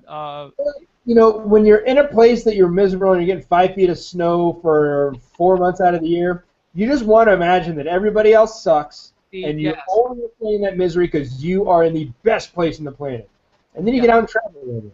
And yeah, you just summed up being from New York. I enjoy being miserable, and man, do I wish that misery on others. And you guys are worse off than me. Then when you get out there, it's like, what's that stupid M. Night Shyamalan movie, The Village? You get out there, there's people out here. Patton Oswalt has a really good joke about that because he lived in L.A. He had friends that made him move out to New York. He said after being there a couple months, he realized why people in New York are so pissed off because you're just miserable and you just want somebody else to be miserable and you want to know that you did it. You want to know that you caused somebody else misery. Oh, yeah. I used to take great pleasure in I needed a fight. Not a physical fight, but I needed a confrontation every day. Yeah, I used to. You got a fucking problem with that? It's called embellishing. But I needed every day. I still need it at least every week. But I needed a issue or a conflict every day to keep me going and keep me grounded and keep me content and happy. With a steak knife pointed at my face right now. So I feel like I'm going to be a water jug in a second here. Inside joke between Rob and I. But I needed a good conflict every day to keep me going. And I'm saying this because I say I'm good with conflicts, Rob, and I want to be part of your pact when the the shit hits the fan, my friend. I get a lot of that, but that's our biggest thing because our goal isn't just to survive, like you said at the beginning. Our goal is to defend in place. Our goal is to do what Green Berets do, and if the worst comes to worst, this actually happens. That's our pact. Is not only are we just gonna meet up there and have supplies and be able to survive, we're gonna fight back. And so the only people allowed into our pact are other guys that we've operated with, guys that either we've been on teams with or we have physically been in combat together with. So we know how each other operates. We already know each other's kind of the way that we work and the way that we do things. And that's why we're there, because we're not going to have time to train new people. Our job is to hit the ground running, and if the invasion has already started, it's go time, right? So we got to have guys that we all work together. Well, thanks. I'm glad I'm close to Canada. That's how many of you guys are hold on, how many of you guys are mechanics/comedians? Good point. We need that. Somebody who can make moonshine too. That's something that we really need because we're not too big on that. That'll become a pretty big luxury when the chips fall. You need humor and you need gears to keep going smoothly. I offer you something, my friend. And the last time I was out at the range, I gladly let you know this pog hit 39 out of 40. Not bad. While you're moving? It only counts if you're moving. They're plastic. Of course they're not moving. This is Army training, friend. So you moving. It only counts if you were moving. Yeah, I was moving. It was cold. I want to be back in my sleeping bag. Of course I was moving. Jittery. But and I got big news for the listening audience out there. I got in contact with the Army Reserves today, and I am officially going to have to shave for this weekend and get my hair cut. Yep. Wow. Enjoy it. I'm having a lot of fun with this, man. Yeah. It only and people had anger towards me because I said I kind of knocked a few government employees last week, which I said I apologize. It only took the government to press a button. It only took them 6 months to press a button to get me into the reserves after being active for over 10 years and having a total of 14 and a half years in. And I do apologize because that exceeded my expectations of 15 and a half years. I thought for sure it was going to take 16 years to get me into the reserves after seeing this cluster start off. So I do apologize for offending anybody last week. The government exceeded my expectations, and now I'm back in the New York group. I'm back in the reserves after many, many years. I'm just trying to run out the last 5 years of this existence I've had in uniform. So I bought a very nice pair of unauthorized boots today. I got a pair of Oakley boots. So yes, Danners are pretty good too. Danners, I like the Oakleys, I like the Danners. Reikleys, that's like a mainstay if you're in 10th group. All the 10th Special Forces group guys, we all love our Reikleys, man. Reikleys, if you're going to do cold weather or wet weather stuff, Reikleys are awesome. Yeah. Well, I got a nice pair. Keep your feet warm and dry. Man, I got a nice pair of the Gore-Tex, the heavy-duty Gore-Tex boots, which my feet will hold up pretty well in Colorado. Just trying to get in that pact.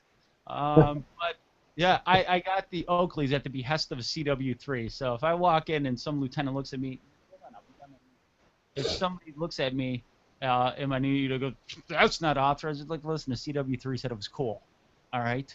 So, and I got them off Amazon, so they got to be good. Yeah, listen, I'm cheap and I saved $100. I'm cheap and I saved over $100 on these boots. Good luck with that. Yeah, well, buyer beware. But one thing the buyer will not have to beware is ordering your book, my friend, The Pact. See? All good stuff. Good segue. Thank you. Go to thepactbook.com, go to tactical16.com, go to amazon.com, Barnes & Nobles. You're going to be able to get a great book in e-form, and the audiobook version is coming out soon, and soon enough, the hard copy of that book, which when it comes out, I will have it on my mantle, or on my bookshelf rather, and that is going to go right above my General Petraeus coin. So I'm honored. I'm honored, man. That'd be pretty cool. Yes, because your book in a way is about crossing a certain line, and I believe he crossed a certain line too. So it's gonna be nice. So I'm gonna have those crappy lieutenant colonel coins on the side, and then I'm gonna have I got his in the center. I'm gonna put yours right over, and that's gonna be my military shelf right there. So yeah, it's gonna be a nice centerpiece. Be a nice centerpiece. Yeah, I'm getting rid of all your stuff off that shelf. So you met with a lot of eyesight. But Rob, I'm gonna end this right here. Rob, thank you for being on. It was a pleasure to be able to shoot the shit with you and interview you. But different than Center Mass. It reminds me of the first couple times where we were on each other's shows. We had a reason to be on, but it was fun. And when you go through the dogma of copy and paste interviews, you can look back on this one over the next few weeks and be like, oh, that was fun. Yeah. It is, man. It is really fun. And it's funny just, I don't know, people, I feel like the universe puts you in the right place at the right time, and it puts you in touch with the people that you're supposed to be in touch with. You know what I mean? Yep. Sometimes it really works out well. I'm glad that our paths crossed about 3 years ago. I think 3 years ago for the first time. Years ago. Yeah. It was funny. I told the story in the beginning. I first looked, and I'm like, I looked how that publisher had worded everything. I'm like, and I skipped over it, and then just 3, 4 months, 6 months later, whatever, our paths crossed, and so it was cool. And it's an honor to be able to talk to you in an interview about something that I see as a really big accomplishment for you, and it's something I saw from in a way from the beginning, and how it's transpired to be what it is now. So congratulations on the release of the book, and my hat's off to you. If I wore a hat, my hat would be off to you on its future success. Thanks, brother. I appreciate it. That really means a lot to me. Thank you. Yeah, not a problem. So can I be in the Pact now, please? There's about 18 other guys I gotta run that past. Well, you know what? You give me their address, and but we'll talk. I'll try to pay them off because I'm pretty sure they're probably all bigger than me. If you can come up with a tank or a Bradley or a Blackhawk, I think that's a definite in. Everything else is negotiable. Drive a Bradley. I could operate one. I could fix it too. See, I know how to bust down track. So see, that's another thing I know nobody wants to do, especially in the mud, in the snow. That sucks. Trust me, I've done it, Fort Drum. Thanks. But Rob, I'm gonna depart here because in 32 minutes I'm going to be hosting episode 2 of Military Press Wrestling Hour. It's all about real wrestling, not that fake collegiate stuff. I'm talking about the real stuff with the glitz and the glamour and the feather boas and the tube socks and the trousers. That's what it's all about, my friends, in 31 minutes from now. But, Rob, on this very network, just go to Bets on Media or Bets on Sports on YouTube to watch the show or to tune in. But, Rob, thank you very much for being on, my friend. And next week on this show, we're going to have Mike from Coda Longboards, based out of Colorado. So I'm going to call him Coda Mike. Coda Mike is going to be on talking about his longboards, talking about his business, vision, and a whole lot more. So we're going to talk skateboarding and business next week. But, Rob, thank you very much for being on, and best of luck to you, and I will see you Sunday night on Center Mass. Thanks for having me, brother. See you there. All right, man. Take care. Bye. That was Rob Lewis. He's the author of The Pact. You can check out that book at thepactbook.com or tactical16.com or amazon.com, and pretty soon Barnes & Nobles. Barnes & Noble? Is it Noble or is it Nobles? Barnes & Noble. There's an issue within the household on plural and singular at times, or words I butcher. So I wanted to get the head nod of approval over there.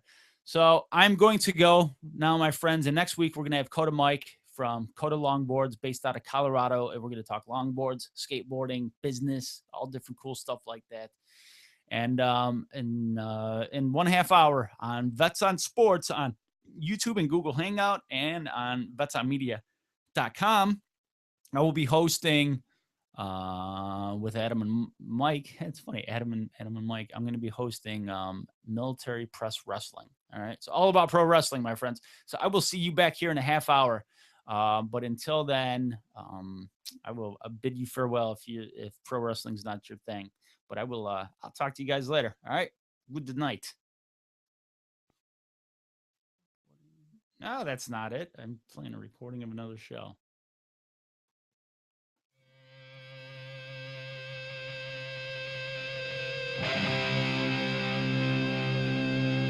For my family, for my friends, for all those that we lost our say. This is a message, this is for you. Never forget the Lower East Side Crew. For my family, for my friends.